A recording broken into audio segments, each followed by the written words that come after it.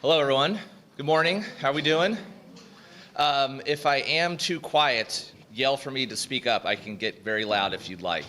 Hopefully I don't blow out this microphone here, though. So I'm here to talk to you about the Supreme Court. Actually, let me get this up here.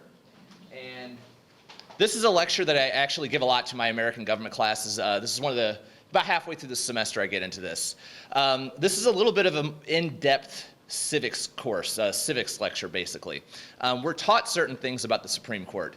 We're taught in grade school that the Supreme Court is the branch of government that decides what's constitutional. And they indeed do that. However, it's a bit more than that. So the idea behind this is that when students go through grade school and high school, they're explained things on a very basic level. You know, the legislative branch is the one that passes the law. The executive branch is the one that executes the law, and the Supreme Court is the one that kind of checks off, that makes sure that these laws are actually constitutional. In reality, it's never been like that. And so what I'm going to show you is where the Supreme Court actually fits into American politics. And I say American politics because what we're going to see is that the Supreme Court can be a political branch. But in today's polarized climate, I think we kind of tend to run away with that. That the Supreme Court gets very, very political. But what I want to convey to you is that it's always been political. And so I'm going to give you a big picture as to how it got to where it's at, where it fits into the relationship of American government, so that when you hear and see decisions brought down by the Supreme Court today, you can fit them into the broader picture, right? One of the things about polarization in American government today is that we pay very, very, very close attention.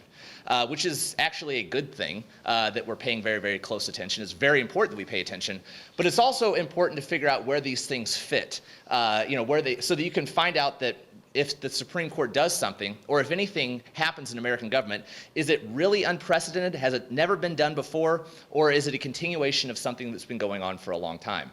So a little bit of a background about me. I'm a political scientist, so I apply the scientific method to the study of politics. So I have a Ph.D. in political science. I don't have a law degree. So I don't read every single Supreme Court brief. I'm not a legal scholar, so I don't know the law, like the lingo of the law. So I'm talking about where the Supreme Court fits into American politics. So I can try to answer to the best of my ability after this some important questions about certain cases, but I might not know the answers to those. But I can kind of tell you where they would fit into the grand scheme of things. So it's going to be a bit of a history, a bit of a theory lesson. So let's dive in.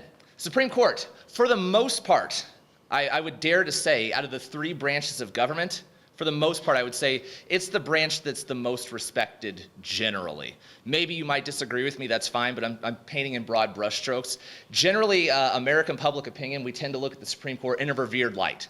We tend to think of Supreme Court justices as existing above politics, despite what we've seen in the recent couple of years, a very up-close look that these people are actually people. But before all of that, before things... Robots? They're not robots. Before all of that, we tend to think of them in revered terms. Have you ever toured the Supreme Court in the U.S. Capitol? Have you toured Congress? Toured the White House? When you take those three separate tours, they're actually pretty different, especially this contrast between the U.S. Congress and the Supreme Court. When you take a tour of the U.S. Congress, you'll see kids on field trips. They'll be walking through the rotunda. It'll be a very, very loud thing because they want the U.S. Congress to represent the people. But if you were actually to go and take a tour of the Supreme Court building, there's no talking. They don't really care to have children there. It's something much, much deeper than, just taking, you don't want to take your kids on a field trip to the Supreme Court building. When you go into the Supreme Court chambers, you cannot take pictures. Pictures are expressly forbidden. And when Supreme Court justices hear oral arguments, there are no cameras allowed. Now, they released audio recordings of everything, but you're not supposed to see what's going on in there. And there's a very, very specific reason behind that. And that reason is the Supreme Court has no real power. And so where their power comes from is our reverence for the institution. So what I'm going to talk about today is that while the legislative branch has the ability to control the flow of money, and while the legislative branch has the ability to control the U.S. military, these are physical things that can coerce people to do stuff that they might not want to do. The Supreme Court has none of those things. And so they rely on this reverence. And so we're going to see essentially how the Supreme Court carved out a space for itself in American government, despite the fact that it wasn't given any powers. So we're going to talk about the genesis of the court system. The court system was established with the Judiciary Act of 1789. It was signed by President Washington. This established the lower court systems. And it's important to understand that this wasn't written into the Constitution. This was written by Congress. It's also important to understand that the Constitution, as revered as this document is, and as much as we like to level the insult that so-and-so is behaving unconstitutionally, I guess that's the biggest political insult that you can give someone. You're not listening to the Constitution. It's important to understand that the Constitution is not this perfect, chiseled in stone document. It is the longest lasting written Constitution in world history, so it is very important and it carries a lot of weight. But it was not written by people who were perfect. It was cobbled together by people who wanted to get 13 independent countries to form a new nation. And so as a result of that, it had to give every single state something that it wanted. And when you try to please everyone, a lot of times you please no one. And so the Constitution is a compromise document. We're going to talk about how, or I'm going to talk about it, how this factors in.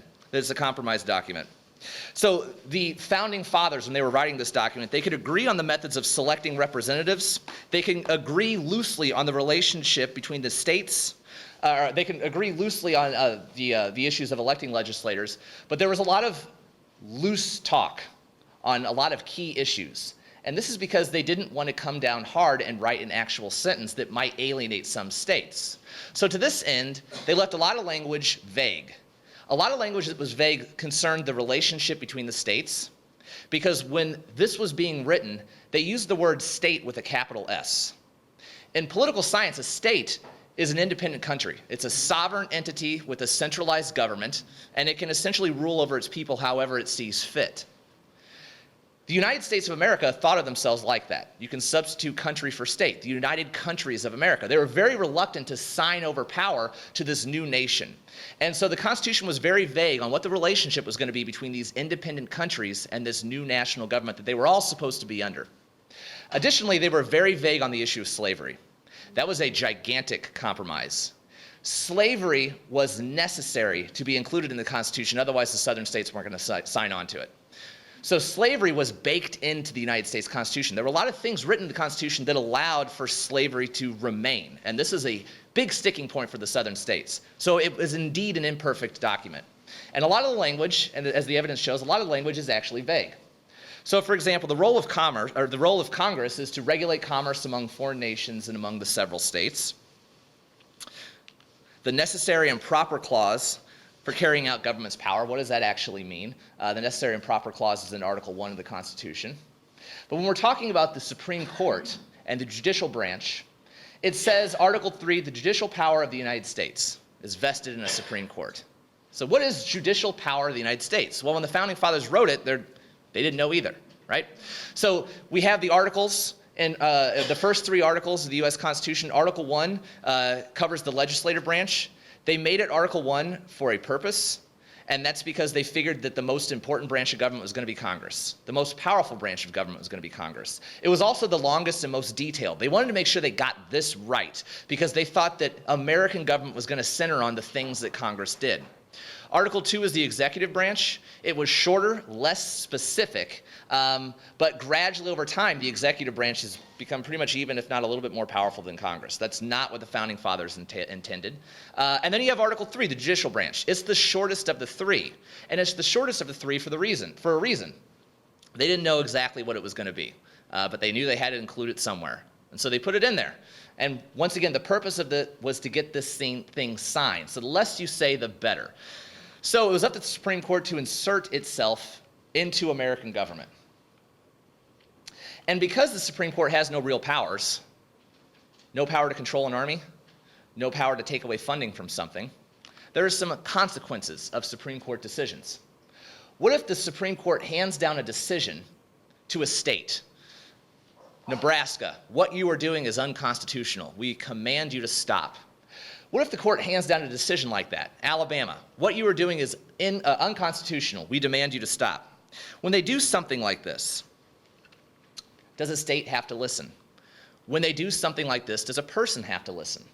And the short answer is no, they don't. Does that mean that states can do whatever they want? Does that mean that people can do whatever they want? No, it doesn't. But in the simple logic here, the court doesn't have any real power. They can just tell you to do something. It's kind of up to you if you want to listen to it or not. There is no recourse, no legal recourse that the court has in the Constitution to make a state listen to something that it rules. The Constitution, like I said, is vague. And so as time moves on and these vague issues are brought before the court does have some discretion on how it wants to issue its ruling. You can kind of think of the Supreme Court as passing laws using legal tools. I'm very glad that there are no Supreme Court justices in this room because they would vastly disagree with what I'm saying.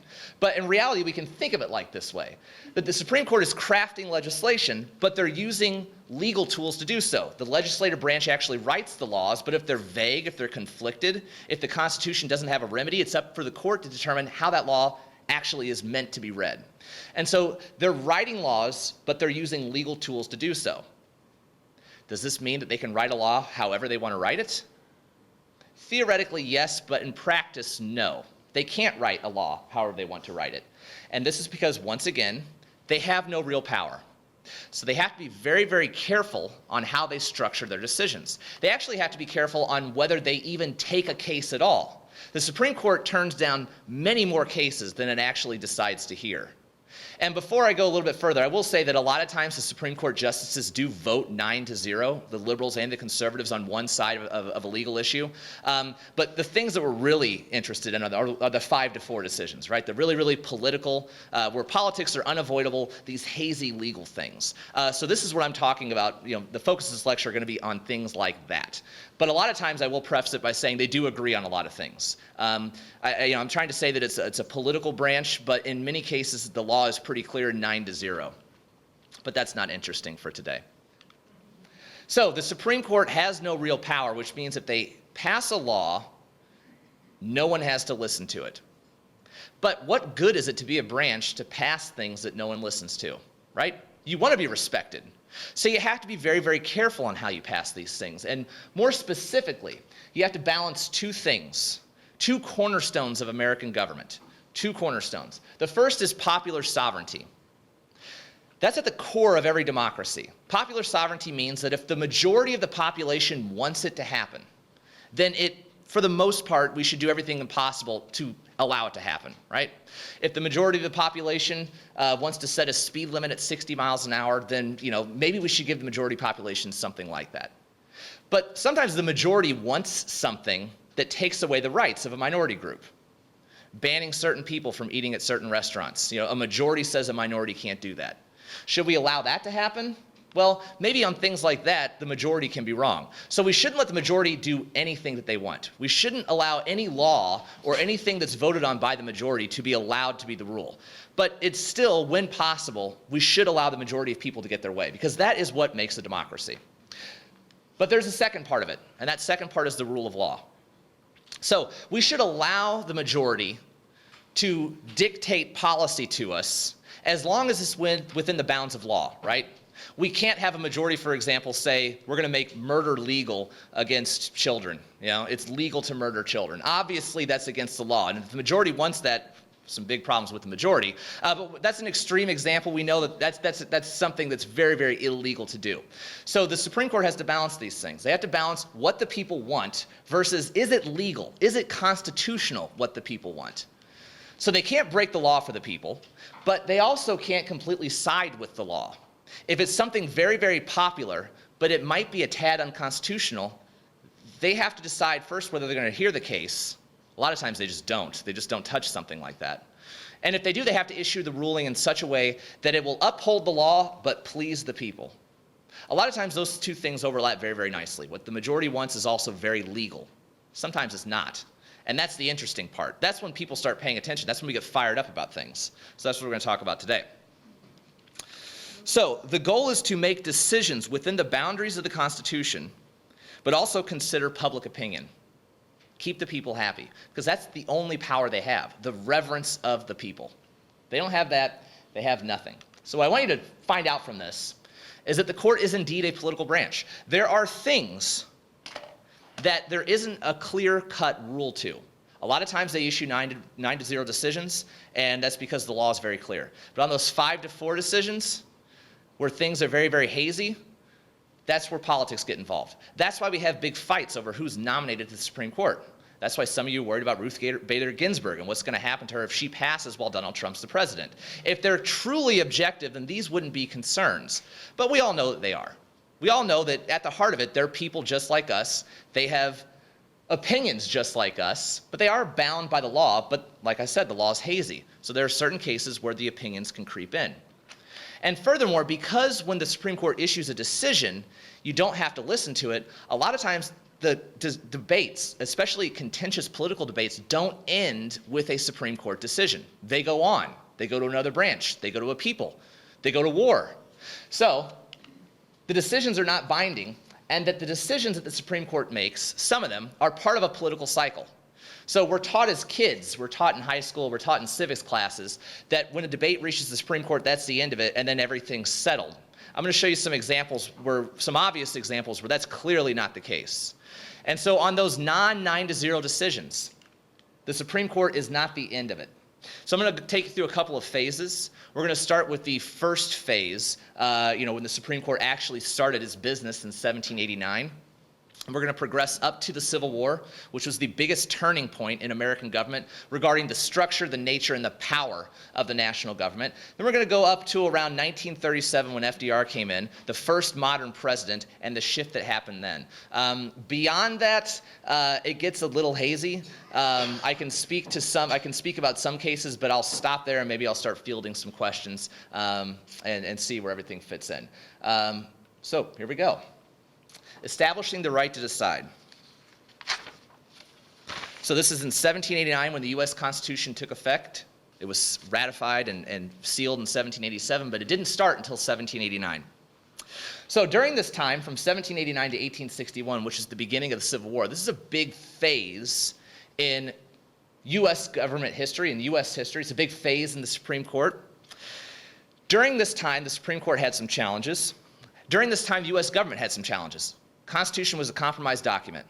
Things were very unclear. What's this relationship between the nation and these states? Are the states independent countries? How much can they get away with? What can they do? These are things that needed to be fleshed out within the Supreme Court and fleshed out within popular opinion. So the big thing was to preserve the Union. This is what this Supreme Court was trying to do under Chief Justice John Marshall. If there was no union with a capital U, meaning this union between these independent states. If there was no union, the Supreme Court had nothing to rule over. You couldn't issue an opinion on a country that is broken up into 13 separate pieces. It ceases to be. So the challenge of Chief Justice John Marshall was to read the Constitution in a way that would preserve the Union, to read the Constitution and to make decisions to side with one issue over the other in a way that the majority of people would respect and that the other branches of government would respect. So the goal was to preserve the Union. This nation-state relationship was very unclear. These states really wanted to flex their muscles and show that they still were independent states, that they still had some autonomy. No one likes giving up power, and that's what the states did when they signed the Constitution.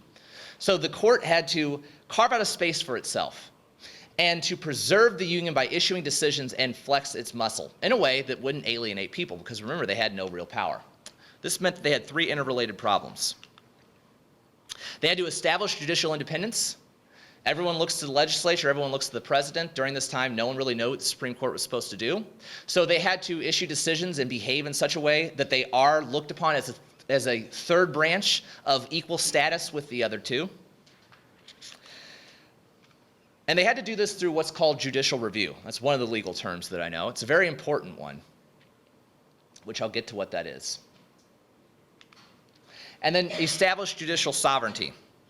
And this is this idea that the Supreme Court can give itself the ability to decide whether something is unconstitutional or not. Now, none of these things are written in the Constitution. There is nothing in the Constitution that says that the Supreme Court is the interpreter of the Constitution. None of those things were in there. Judicial power is vested in a Supreme Court. It's up to Chief Justice John Marshall to determine exactly what that judicial power is. And he got his chance in 1803. This is probably the most famous Supreme Court case. I don't know if you've ever heard of this before, if someone's said this before on TV or in a book somewhere. We weren't around for this one, 1803. This is Marbury v. Madison. This was a hot topic, very contentious political issue that the Supreme Court found itself in the middle of. And like all contentious Supreme Court cases, politics are at the heart of it, right? So this is an example of how it can be a political branch. The political story, the context behind this, was that John Adams, the second president of the United States, was a one-term president. He lost to his political rival, Thomas Jefferson. I don't know how much you know about those two. Maybe you've seen John Adams on HBO, but they didn't like each other. They were vastly different people from vastly different parts of the country. Thomas Jefferson, for example, when he referred to my people and my homeland and my country specifically, he was referring to Virginia. He wasn't talking about the United States of America. As much as Thomas Jefferson loved Virginia, John Adams loved Massachusetts. Two very, very different people, very, very different views.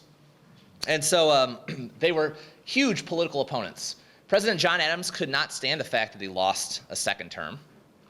And so on his way out, as acting under the Federalist Party, John Adams was a Federalist, on his way out, he started filling out appointments for people who were Federalists to federal government positions. So he was doing what a lot of people do today. I don't like this guy who's coming in, so I'm going to leave him with a bunch of people who think like me. That he has to deal with those people, right? So he started stacking these judicial appointments for lower courts, not the Supreme Court, with these Federalists, so that when Thomas Jefferson came in as a Democratic Republican, he was going to have to deal with people who thought like John Adams. And then John Adams left the night before the inauguration. He couldn't stand to watch Thomas Jefferson walk into the White House, so he went back to Massachusetts. He was a sore loser. Founding father, sore loser. So he left office, and when he left office, he stacked the deck against Thomas Jefferson.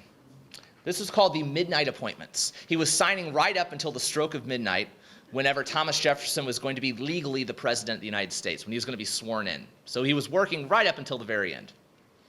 Okay, so signing a document, signing an appointment is one thing, but they have to be handed over by the Secretary of State in order for it to take effect. Secretary of State under Thomas Jefferson was James Madison. James Madison comes to his desk as the new Secretary of State. Here are all these appointments from his political rival, John Adams, that he has to deliver to these people in order for them to take their positions. If he delivers these positions, if he delivers these appointments, he's going to make life very difficult for himself and Thomas Jefferson. So what does he do? These are founding fathers. James Madison is a founding father, but he's also a human being. So he lets them sit on his desk. He's like, don't have enough time.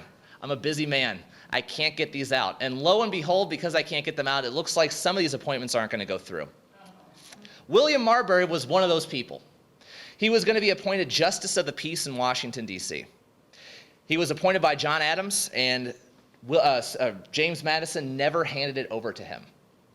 So he was upset, rightfully so. What do you do in a situation like this? Clearly, the intention was for him to get this appointment, but it couldn't go through until James Madison handed it over. James Madison wasn't going to hand it over.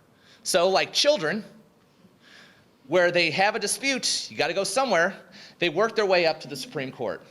So now the Supreme Court is saddled with this dilemma. And this is a political issue. This isn't necessarily a legal issue right now. This is just politics. These are just two people from opposing political parties having a fight over a position of power where the law is a tad hazy. So what do you do with something like that? These things happen today. They happen all the time. You have something that's hazy, you have something that's political, and the court's going to issue a decision on this. And this is going to be a decision that is going to upset one side and really please the other, no matter how you cut it.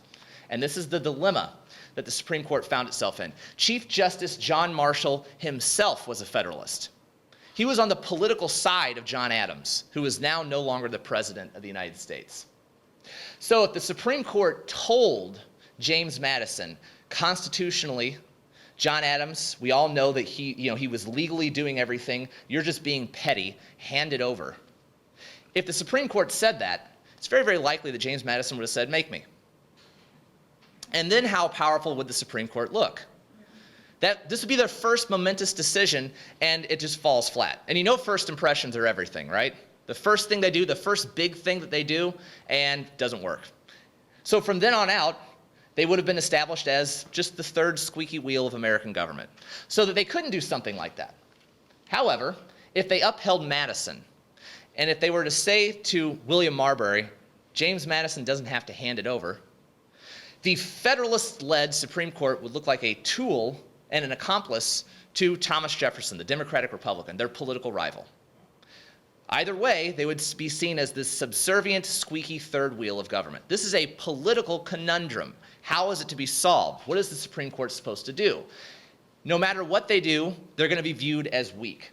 And so this is essentially why Chief Justice John Marshall is viewed as one of the greatest Supreme Court justices of all time. Some of us would just shrug and say, Chief Justice John Marshall had to do something a little bit more. He had to get creative.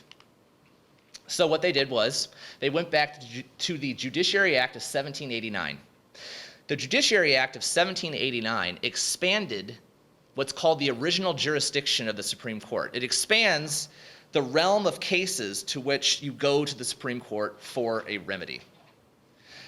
The U.S. Constitution established the original jurisdiction of the Supreme Court. The Judiciary Act of 1789 established the lower court system, but it also enlarged the jurisdiction, the original jurisdiction of the Supreme Court. So what they did was Chief Justice John Marshall looked at the Judiciary Act of 1789. This was a law passed by Congress, the first branch, read it, and said, this part right here where you expand the original jurisdiction that's been expanded to now allow someone like William Marbury to bring suit before us, that's unconstitutional. You can't do that. And so as a result, we can't hear William Marbury's case. So I'm not going to tell you to hand it over. I'm also not going to tell you to keep it. I'm going to tell you to go somewhere else. And you're going somewhere else because the United States Congress wrote something unconstitutional. Nowhere in the U.S. Constitution does it say that the Supreme Court can rule something like that. But they did. And because both sides were happy, except for William Marbury, but that's just one person. Because both sides were happy, if you want to make an omelet, you got to break some eggs. It established the right of judicial review. Judicial review is this idea that the Supreme Court has the right to determine whether an act of Congress is constitutional or not. Remember, it wasn't in the Constitution. They gave themselves this power, but they did it in such a sly, strategic way. They enlarged their power in such a sneaky way that no one was the wiser. Everyone was happy, and they didn't really realize what had happened until years later as they continued to exercise this power. That's why it's regarded as one of the most brilliant cases. So Marbury v. Madison established this idea that the Supreme Court can review an act of Congress. They can review an act of the branch of government. They can review an act of federal government and determine whether it's constitutional or not. But still, we have these states, these independent states, who think of themselves as independent, who are still smarting from the idea of signing over power to a centralized government. They still want to behave as states. Can the court tell them what to do? Well, you have to wait until they get their chance. And they got their chance in 1816 with Martin versus Hunter's-Lessee. So Martin versus Hunter's-Lessee starts out as a simple, well, not as simple, but it starts out as a very basic, petty, human dispute. I guess it's petty. I mean, if you had 30,000 acres of land, maybe it's a little bit more than petty to you. But the state of Virginia, during the American Revolution, started seizing land from people who were loyal to the British government, punishing them for being loyal to the very enemy that they're fighting. So the state of Virginia, and it was a state, during the American Revolution, it acted like a country, started seizing territory from people who were loyalists. The person he seized it to was Lord Fairfax. When the United States government, or when the United States signed the Treaty of Paris and then became later on the federal government, they put in a condition that if you were a loyalist, they engaged in a treaty. I mean, if you're a national government, the United States government, you conduct foreign relations with other states. And they conducted a treaty and an agreement with Britain that moving forward, we're going to return all the lands that we seized back to loyalists as a condition of peace, that we're going to treat the people who are loyal to you like American citizens so we can paper this over and move on. So Lord Fairfax went to the state of Virginia and said, give me my land back. But you know how things go.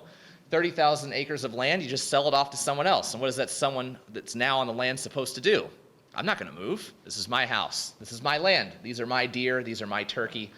I hunt them. I eat them. You can't do this anymore. You were a loyalist. So Lord Fairfax goes to the Supreme Court. And there's this issue. The state of Virginia thinks that it's reading the treaty correctly, that we don't have to give this land back. And furthermore, because the states were the ones that ratified the United States Constitution, it's up to the states to decide whether something is constitutional or not. Now, logically, this makes sense, right? It was put to the states to be ratified. You needed 9 of the 13 states, 9 of the 13 original colonies had to ratify the United States Constitution before it went into effect. So if it's ratified by the states, that kind of, you sort of think that if we're going to give you power, we can decide whether we take it away or not. I would never hand something over to you that I could never get back. And the states thought this way as well. So Virginia thought of itself as we're the ones who are reading the treaty correctly, not the United States government. And it's centered on this fundamental question, a big fundamental question. This debate over land centered on this big constitutional question. Is the United States Constitution something that was created by the states or by the people? That's the big constitutional question. On the one hand, the states were the ones who ratified it, 9 of the 13. On the other hand, what does the first 3 words of the Constitution say? We the people. Now, I'm not a judicial scholar. I don't have a law degree. The actual decision is a little bit longer than that, but that's the gist of it. That when the states signed over their rights to a centralized government, they did this not in the name of states, but in the name of the people throughout all of the states. So the Constitution created a government not of independent countries, but of people that span across the borders of all of these states. It seems silly, it seems semantic, but there are a lot of huge philosophical implications to this idea. So we the people meant that New Jersey, Maryland, Virginia, the others, Delaware, Pennsylvania, Rhode Island, Massachusetts, I'm joking, I know them all. They're all people of this country.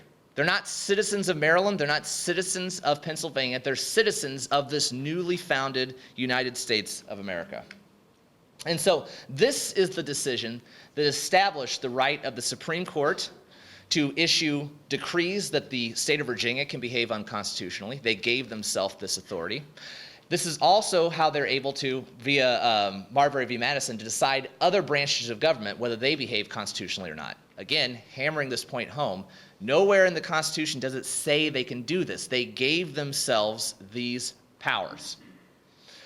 Moving forward, this issue of the relationship between the nations and the states, it's settled over things like territory, it's settled over things like acres of land, it's settled over things like a national bank. There are other monumental Supreme Court decisions that kind of hammer this point home that the states are not independent.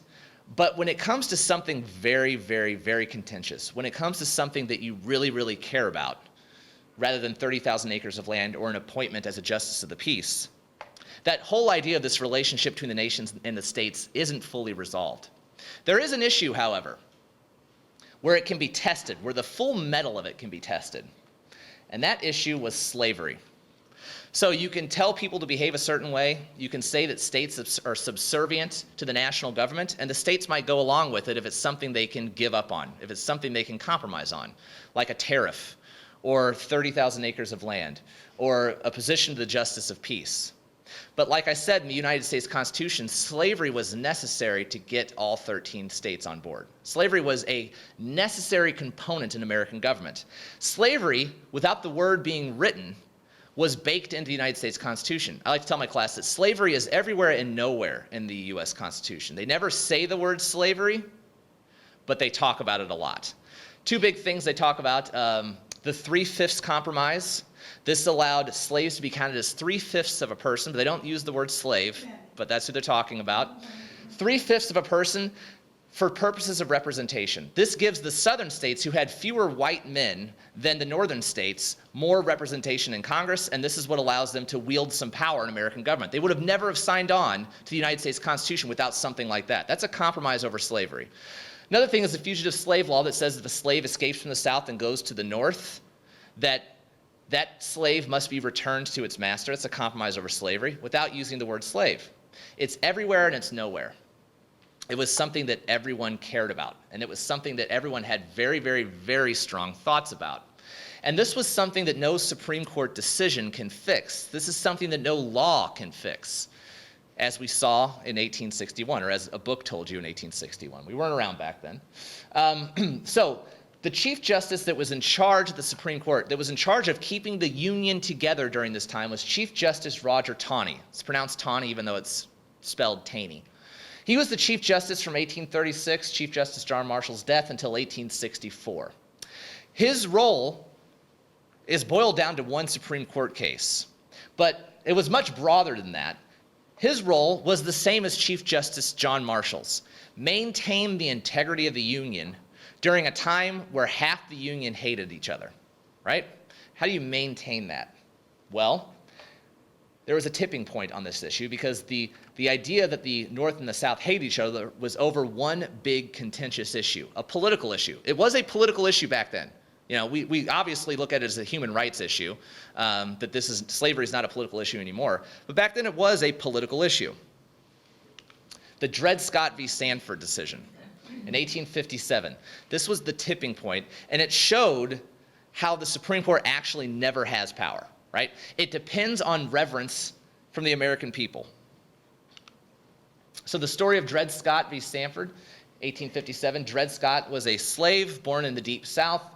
His master took him to Missouri, where he was sold to a military officer.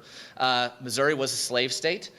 During this time, his master took him to Illinois, then later to Wisconsin, although it was Wisconsin territory, so it's now present-day Minnesota. During this time, in these free states, Dred Scott met a wife, married, had a child, and then, crazily enough, became accustomed to this idea that maybe he shouldn't be a slave after going to a free state. So when his master took him back to the South, he sued for his freedom, saying that when you take me to a free state, because slavery is illegal there, I become a free person. And so therefore I have a right, as a free individual, to sue you in the court of law. And so this was upheld by a lower federal court in St. Louis, Missouri. That building's still standing today. It's this white courthouse. You can tour it. It's a museum now. It's not a functioning courthouse. And it was upheld. That federal court said that, yes, he can sue in a court of law. When you bring a slave to a free state, he becomes a freed person. He can sue. But it didn't stop there. It worked its way up to the Supreme Court. This is one person, one man, but the issues involved are much bigger than him. Right? This is the crux of the Civil War. This whole thing goes back to slavery, right? There are a lot of things the Civil War was about. You trace them far enough, they go back to slavery.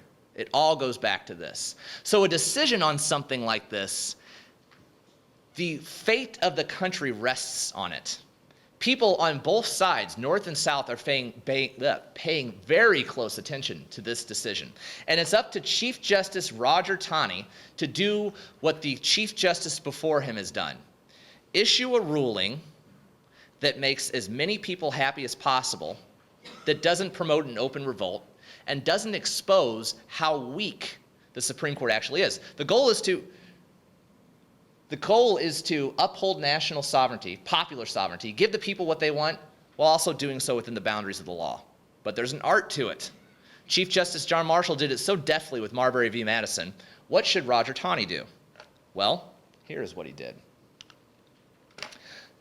The question was, can a slave or someone who is a former slave sue in a court of law? Can they be treated like a citizen?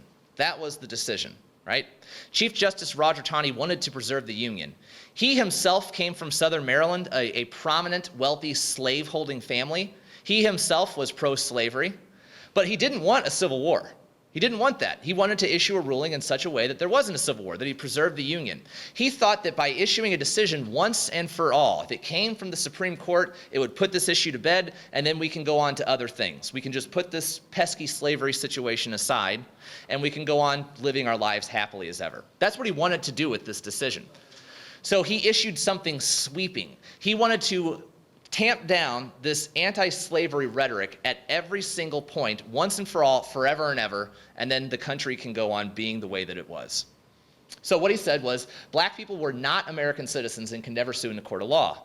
He went on to say that the founding fathers never in their wildest dreams, I'm not saying this verbatim, but it's equally as harsh language if you go back and read it. The founding fathers never intended for people of African descent to be held on the same status as white people. They're not subject to the same laws. They're not citizens. They were never intended to be citizens via the Declaration of Independence or the United States Constitution. He could have stopped there, right? And Dred Scott, just like William Marbury, only on a much deeper cut, goes home with the decision of the Supreme Court. But he wanted to end the debate once and for all. So he went on to say that the Missouri Compromise itself was unconstitutional. The Missouri Compromise says that Missouri is a slave state. Any other territories that are brought in that are states north of the southern boundary of Missouri have to be free. Chief Justice Roger Taney, doing just what Chief Justice John Marshall did, was said that a law of Congress is unconstitutional. He's exercising judicial review. But he's not talking about the Judiciary Act of 1789. He's talking about the Missouri Compromise, which was about something much more contentious. The Missouri Compromise said that free states have to be, or slave states cannot be north of the southern border of Missouri. He said that's illegal. Slavery and slaves are property, and you can't ban the holding of property in any territory. Slaves are property, just like a chair. I cannot bring a chair into Missouri, or I cannot bring a chair into a state that's north of the southern boundary of Missouri. That's ridiculous. The same logic applies to a slave. Done, right? We're done with this. Right? That's why we still have slavery today. He settled it once and for all. He thought that he did. He thought that he did. There was someone who was paying attention to it, and in addition to a lot of people were paying attention to this. Someone was paying attention to this. He was an American legislator. He served one term, but he went back to his law practice in Springfield, Missouri. He read the Dred Scott decision on his bed while he was touring the circuit court with his legal friends, and that was Abraham Lincoln. And when he saw that, when he read that decision, that made up his mind once and for all that he was going to get back into politics. It's something that he just could not stand for. Now, Abraham Lincoln didn't end slavery by himself. There were a lot of people who didn't like this situation. There were a lot of people who didn't like this decision. Most people in the North simply said, we're not going to listen to this. Half the country didn't listen to this decision and said it's much, much more important than a law. The South, of course, is like, you should listen to the court. Read your Constitution. When the Supreme Court says it is, that is what it is. We do that today, don't we? If it's something very, very political and the Supreme Court's on our side, we're like, that's the way that it is. That's exactly how it is. You should listen to it. But if it's something that we really, really care about and they didn't come down on our side, it's like, no, no, no, no, no. You can take this with me now. I learned from this lecture that it's part of a political cycle. And a decision like this is indeed a part of a political cycle. 1857 was when this decision was issued. 4 years later, we went to war over the issue of slavery. So there was no law, there was no Supreme Court decision, there was no public opinion, really. It had to be settled with blood. The slavery issue was not this pesky thing that we can forget about. There's a reason why the Civil War was the costliest war in American history. It's because we cared deeply about something like that. It was a fundamental part of this country, for better and for a lot worse. A fundamental part. You can't avoid it. And that's the whole purpose behind the Civil War. The Civil War solved the issue of slavery, not a Supreme Court decision. During this time, the Supreme Court played basically no role in American government. Abraham Lincoln was the president. Roger Taney did not like Abraham Lincoln. Abraham Lincoln was anti-slavery. Roger Taney was pro-slavery. Every single thing that the Supreme Court did, Abraham Lincoln just pushed it aside. I'm fighting a war. I don't have to listen to you. Abraham Lincoln suspended the writ of habeas corpus, which is basically, if in this country, if you're arrested, you have to be told why you're being arrested, and you have to be brought before a judge within a reasonable amount of time, so that you're not languishing in prison for some ridiculous thing that you're never even told about, right? like Guantanamo. Abraham Lincoln did this in the state of Maryland during the Civil War. He suspended the writ of habeas corpus on this little corridor between Baltimore and Washington, D.C., because a lot of pro-slavery people were disrupting telegraph lines and all sorts of supplies that were trying to get to the Union, all sorts of supplies trying to get to Washington, D.C. So he said that if you look like a rebel, you're just going to be arrested. We don't have to tell you why you're being arrested. You're arrested, and we're going to throw you in prison. During this time, during this time in American government, chief justices also traveled the circuit and they heard court cases. And so when he demanded people who were arrested be brought before the bench, he basically issued an arrest warrant for the president. How do you arrest the president? How does the Supreme Court command people who are controlled by the executive branch to arrest their boss? You don't. So Lincoln, rightly so, just forgot about it, didn't listen to it. This emasculated the Supreme Court. And it shows you that when they get the decisions wrong, it means bad news for the Supreme Court. So they really have to be careful about this, because this is not what Chief Justice Roger Taney wanted. He wanted the Union to remain together and slavery to remain here, and for the whites of the country to get along. It didn't work out like that. He didn't do his decision correctly. So the Civil War settled the issue. Slavery was illegal. Slavery was unconstitutional. The Emancipation Proclamation was an executive order, but it was signed into a constitutional amendment, and so therefore that settles that question. It had to take a war to do it. So after the Civil War, this relationship between the nation and the states was vastly altered. Now the states go from big capital S states to little s states, the states that we think of today, New Jersey, Maryland, the way that we think of it. We can just drive around them, drive between them. We don't have to give passports. The money's the same. The American dollar came out of the Civil War. Before that, each state issued their own currency. So the relationship between the nation and the states was vastly altered. It turned the country into what we know it as today. But obviously, 1865, the United States government was much different still. But that's the fundamental changing point in American history. And it was over this issue of slavery. So now that the slavery issue was settled, and now that the relationship between the nations and the states was settled, new questions emerged. We have a vibrant now industrial industry. We went through our industrial revolution after the Civil War. This idea of capitalism, people accumulating as much money as possible, money being concentrated in the hands of individuals at the expense of the many. These are the things that the country now faced. And so this is now where the Supreme Court went into. The question is no longer slavery. The question is no longer maintaining the Union. The Civil War settled this idea that a state can't secede, which, by the way, when the southern states seceded from the United States of America, was there anything in the Constitution that said that they couldn't do that? No, there was nothing there. It didn't say it was right, didn't say it was wrong. They just didn't have anything for it. So the southern state had a leg to stand on when they said that we can secede. Now we know you can't do that. A war had to be fought to tell us that. That's why Texas is still with us. Should the government control capitalism, and how? That's the new issue. And the idea is, do you side with the businesses, the people making the money, or do you side with the workers, the individuals who are slaving under these conditions, a new form of slavery? And the court tended to side with businesses. The Supreme Court justices were wealthy white men. They came from conservative families, and so they leaned conservative on things like this. They were naturally pro-business. A couple of instances of this, the slaughterhouse cases in 1873. In this instance, butchers argued, the slaughterhouse cases came out of New Orleans. During this time, there were butchers all over the city of New Orleans, and when they were done slaughtering an animal, they just take the guts and throw it into the street. Very hygienic. So the guts, it was called offal, O-F-F-A-L, offal. Offal, tomato, offal. All right, you got me. I'm showing my age. You're okay. Offal. I learned something today. Now I'm going to go back to my class and say offal. Offal polluted the water, gave people cholera, made a lot of people sick. So the city of New Orleans said that we're going to consolidate, and we're going to take all the butchers and we're going to localize them under a private corporation, and they're going to be put downriver, so that when the offal now goes into the water, it's down from the people, all in the purposes of hygiene. These individual butchers formed a union and took it to the Supreme Court, saying that their 14th Amendment rights are being infringed upon, that no state shall unnecessarily pass a law without due process. The 14th Amendment was written for freed slaves. It was to make them American citizens. But these are white butchers arguing that their freedoms are being deprived. The Supreme Court threaded the needle by saying, well, I know there's no state shall, and even though the 14th Amendment declared this idea of citizenship, but there's the difference between being a citizen of a state and being a citizen of the federal government. It's a very, very narrow reading of the 14th Amendment. It's not what the members of Congress had in mind when they wrote it.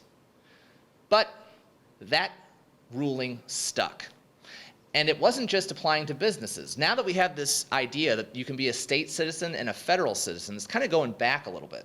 This allows states to discriminate against minorities, because you can be a lower citizen in a state, but you're still an equal citizen in the federal government. But as long as you're within Louisiana, as long as you're within Georgia, you're a citizen of that state and you're a lower citizen of that state.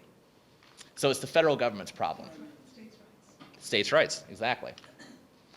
Another Supreme Court case was Lochner versus New York in 1905. This is a New York law that limited the amount of hours that bakers could work. Working in a bakery, I think it's still pretty strenuous now, I've never done it before, but working in a bakery back then, lots of heavy lifting, working around dust, flour, all these sorts of things, very hazardous to your health. So in the interest of public safety, the state of New York passed a law that limited the amount of hours that bakers could work. The Supreme Court struck this down as well, and it said that the right to a private contract, which is what you agree to whenever you sign over to an employer, I'm going to work for you for X amount of dollars, I'm going to work for you X amount of hours, it's a sacred right. So an employer can work his people as long as he wants to work them. This is, once again, the Supreme Court siding with businesses. And it basically said, overall, the Supreme Court was basically issuing this broader message. Anything economically concerned, you come to us. And that's how the American public kind of went along with. That's how the businesses went along with, because it benefited them very, very greatly. Worked like that up until the Great Depression. The Great Depression exposed the flaws in pure capitalism. And so Franklin Delano Roosevelt came into office and started issuing policies that were in line with his New Deal. And these were policies that cast these wide social safety nets. They expanded the role of government. It improved, or they sought to improve, the conditions of workers' rights. These were things that naturally went against what the Supreme Court stood for. The federal government during this time was starting to regulate the prices on goods. That was against the spirit of capitalism, and it's something the Supreme Court did not like. And so they fought him on every turn. They declared all these things unconstitutional. But their capital had run out. Their capital, speaking metaphorically, as in the support of the people. The Great Depression was so bad that people just wanted the government to do something. And here we have a president who is doing something. A lot of these things didn't work. World War II was the thing that got us mostly out of the Depression. But he was doing something, and the people were generally on board with that. The Supreme Court was keeping things the way that they were. And Franklin Roosevelt was elected again, and again, and again. And Franklin Roosevelt thought to himself, well, I have the support of the people. I've served more terms than George Washington himself. I don't have to listen to the Supreme Court. As a matter of fact, I'm going to go a little bit further. These people on the Supreme Court are old, fudgy, they need to go, right? They're stuffy old people, can't do it. They come from a different era. We're going to repopulate the Supreme Court with newer, younger, fresher minds, i.e. people who listen to me, who share my views. The public did support it for a decent amount. Not enough to actually get it pushed through. We still have 9 justices. But this spooked the Supreme Court. Now here's a branch of government that has the rule of the people. And now he's flexing on us, and it's starting to sting. So they quietly backed away. I got behind on the slides there. Re-election 1936, implied public approval, the court packing plan. So they decided to back away, but they did so very, very quietly, in a way that hopefully no one would notice, but eventually someone did notice. I noticed, right? I know about it. U.S. versus Caroline Products Company. This is an inconsequential law on the amount of milk fat in milk for interstate commerce. Doesn't really have much to do with the New Deal. They issued their decision, but they also put a footnote. And in the footnote, what they said is that from here on out, the Supreme Court is going to defer to Congress on issues of economic policy. So this is essentially handing a victory over to Roosevelt. We're surrendering the mantle of economic policy. From the Civil War up until now, we were the ones who controlled what was constitutional or not on economic grounds, and we basically let the businesses do whatever they want. Now, we're ceding to Congress. If Congress wants to write a law that we disagree with, that's going to be their thing. We can't win this battle. So they ceded the battle. They had to reinvent themselves. They had to make themselves more relevant. And so they moved on to civil rights in the 1940s and the 1950s. So this is going to be the last case that I discuss. Economic issues have been settled from the Supreme Court standpoint. This is something they can't win on. You have it. Let's go on to something else. Let's go on to something where we can still exert influence, because every branch of government wants to increase power and remain relevant. So they go to civil rights ruling. The big ruling where they had their chance was Brown versus the Board of Education. We tend to look at this as this landmark Supreme Court decision, and indeed it was. But how consequential and how momentous was it in terms of the Supreme Court flexing its muscle? Well, once again, to show you that when the Supreme Court does something, it doesn't settle it, Brown versus Board of Education concerned school segregation in Topeka, Kansas. The Supreme Court originally in 1896 said that you can segregate as long as everything's equal, right? That should end it. Of course we know that it doesn't, because Brown versus Board of Education wouldn't have been around, they wouldn't have issued a ruling if the Supreme Court was the final ender of political debates. They overturned their own decisions. Plessy versus Ferguson established this idea of separate but equal. The southern states took this to heart and they segregated. Kansas is a Midwestern state. Segregation in Kansas was optional. It's up to a school if it wants to do it. In the South, it was mandated. And then there are states in the North that where you could never do it. But Kansas, it was up to the individual schools. The Topeka School District segregated, went to the Supreme Court, and the Supreme Court, this wasn't a political issue in the sense it was 5-4, it was 9-0, that segregation was unconstitutional. But once again, because segregation during this time was so deeply held onto by the southern states, they didn't want to issue a ruling in such a way that the South would openly not listen to it. So they said, with all deliberate speed, desegregate. They did this on purpose. They didn't want to give a deadline because they knew if they gave a deadline, the South wouldn't listen. So they say it's unconstitutional, but take your time and figure things out. The South said, oh, we'll take our time. And indeed they did. They decided not to segregate at all. This displayed the weakness of the court. They cannot order the southern states to desegregate. Who can order the southern states to desegregate? Well, in this instance, a state was never going to do it. It takes the federal government, and it takes two branches of the federal government. Little Rock, Arkansas, desegregate the school. The high school didn't want to desegregate. Who saved the day? The Supreme Court? No. Eisenhower, sending in federal troops. The executive branch controls the military, and that's how you make someone do something. You send in the military. You federalize the National Guard. You make them no longer the National Guard of the state of Arkansas. With the stroke of the pen, now you belong to Dwight Eisenhower. That's how you desegregate. Guns. That's how you make it work. That's how you had to make it work in the South. Going a little bit further, however, you can actually test this with empirics. So this is where political science comes into play. How momentous was the Brown v. Board of Education decision? Well, you can look at the percentage of black school children attending mixed schools in the South. And what you find was Brown versus Board of Education came in 1955. Those numbers didn't change at all. And they didn't even really change when Dwight Eisenhower made the Little Rock school change. That's just one school. It takes also another branch of government, the United States Congress, with the Civil Rights Act of 1964. Congress uses its money. And Congress says that if states do not desegregate, then you don't get federal funding. We're taking away your allowance. So segregation is something that, desegregation was something that happened, and it did help that you had a Supreme Court case that pushed it along. Martin Luther King Jr. said that he wouldn't have been as motivated to get involved in the civil rights movement were it not for this Supreme Court decision. But it itself has no teeth. A lot of times you need the cooperation of the other two branches of government. So it took 9 years, but then it happened. And so this kind of goes to show you that if you want to advance things as a court, if you want to remain relevant, you do it incrementally. Marbury v. Madison, you do it without people really noticing. When you try to get out ahead of yourself and you try to get into a political hot button issue where people are foaming at the mouth on both sides and you think that a law or an opinion is going to change people's thoughts on the matter, you're really exposing yourself. You're really exposing yourself for what you are. a branch with no real power. So the key to all of this is to be a branch that makes policy, but to do so in such a way that balances popular sovereignty with the rule of law. And if you understand it through this lens, you'll see that the Supreme Court is a political branch that helps make policy. It uses legal tools to write legislation. That's how it does it. But it is a political branch, right? Those 5 to 4 decisions are political, and they have a role in policy.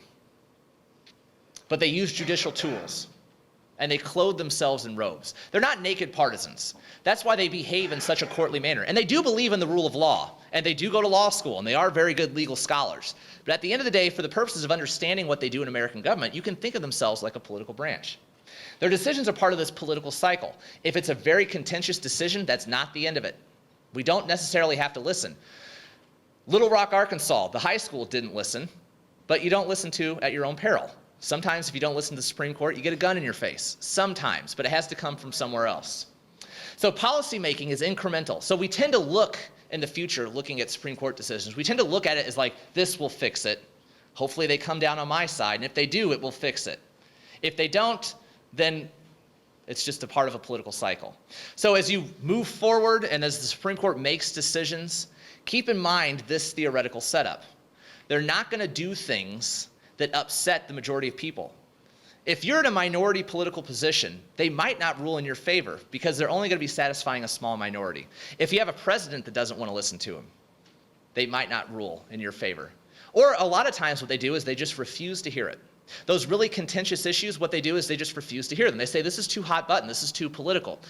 At the end of the day, in the US Constitution, we have these branches of government with shared powers. They're separate but shared. They go back and forth. It's part of a political cycle. But at the end of the day, the really big issues, the things that we care about the most, are decided by us. Slavery was decided by us. It was decided in the Civil War. Segregation was decided by us at the end of the day. It takes national groundswell social movements on things that we really, really, really care about. So moving forward, as you watch the news, as you see what the Supreme Court does, as you see what the president does, as you see what Congress does or what people say, keep this in mind. This is how you should interpret these things. And that's the formal end of my lecture.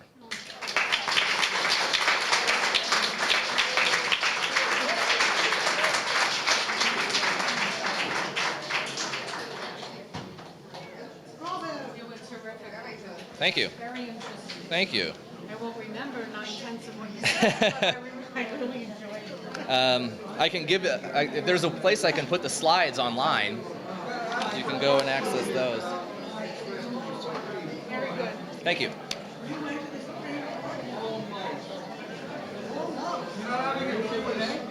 Oh, I'm welcome to have a Q&A.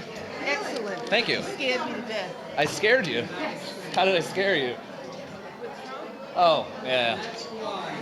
Explain to me the Electoral College and the passing on there, let's say with Al Gore, where we went to sleep, he was president, we woke up, he wasn't. Right. In the context of this is a 5-4 decision. That was a political issue, the election of... Yes, yeah. but again, we're being hit with... Yeah. I don't know if we're taking it from a group or I can answer individually if you want to come up. So how did it work? Essentially, we just accepted the fact that that's how it is. What could we have done? What could we have done differently? Yes, like to show disagreement.